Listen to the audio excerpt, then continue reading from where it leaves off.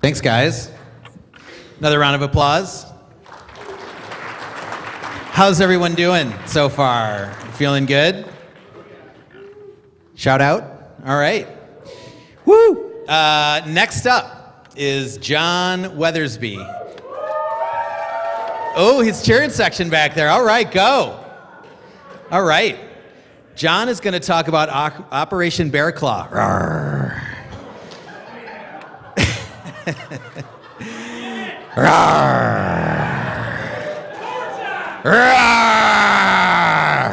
Woo! The real story behind open source software adoption in the U.S. government. John.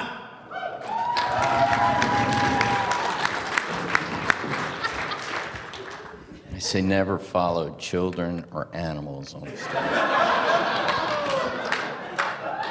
All right, my name's John Weathersby. I deal with the government. All right, here's the deal. Here's what we do. I run a group called the Open Source Software Institute. We're a nonprofit. What we do is we help promote the adoption of open source within federal, state, municipal government entities. We primarily work with the Department of Defense. Tonight I'm going to tell you about something we internally call Operation Bearclaw.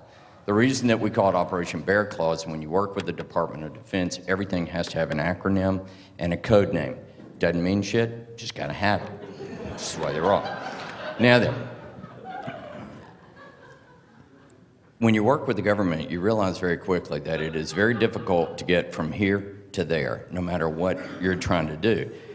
But everything is always personal. So if you look at the other space, okay, anyway, skip that. Okay, so we did an analysis of open source adoption within the government. You see the top line, that's community development. Below that, technical development industry. Below that, technical government adoption. The last one was the DoD policy stuff. It's all squirrely as hell. All right, so here we go. There are two ways to do this.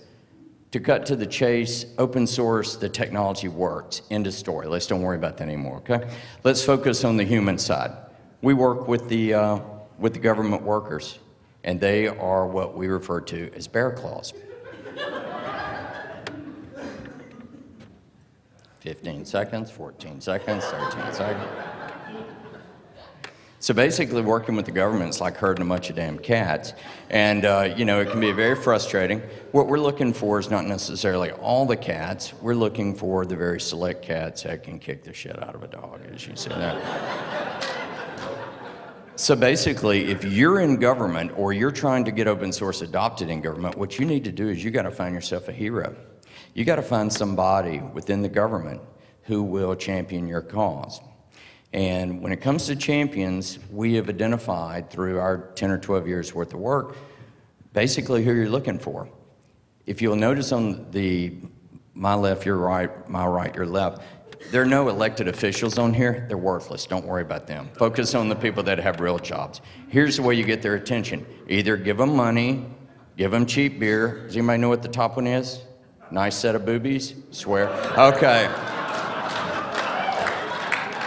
But all I got's a good idea. All right, so here's Bearclaw. What happened is that we figured, you know, claw of a bear you could do, or you could force them into something, but Mr. Scott back there figured out that we could draw them in with delicious pastries in Washington, and that's how we get them to meetings. All right, so basically with open source, the technology is so broad that you've got to really focus. But the government user, they need a solution. And what you've also got to do is find someone that is connected and then help them to replicate the success, tell the story. As Nancy Reagan would say, no, what was the question? That is what you're going to get when you're trying to sell open source and thing. And here's some of the excuses that you'll get thrown out. But you've also got to look at it from their perspective, because we're a bunch of whack jobs and we come in and say, hey, it increased efficiency, you know, yeah, how? Okay, reduce costs, you know, and then, you know, it's locates your socks and mitigates global warming and saves you on carbon. You know, right, come on, you've got to have some real, you know, value to your things. So what you've got to do is focus in and say, guys, what happens is open source gives you more access to more tools. It gives you more choices, puts you in charge. It helps with the competition. That's how you manage the economic side of it. Lengthens program life, like a Twinkie to have a 1,000-year life chevron.